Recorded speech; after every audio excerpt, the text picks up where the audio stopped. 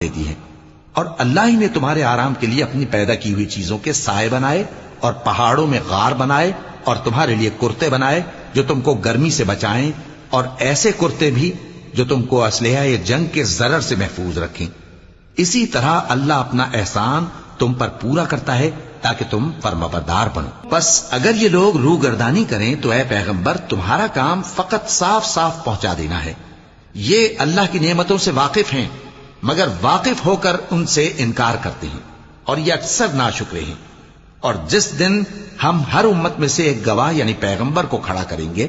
پھر نہ تو کفار کو بولنے کی اجازت ملے گی اور نہ ان کے عذر قبول کیے جائیں گے، اور جب ظالم لوگ عذاب دیکھ لیں گے تو پھر نہ تو ان کے عذاب ہی میں تخفیف کی جائے گی اور نہ ان کو مہلت ہی دی جائے گی۔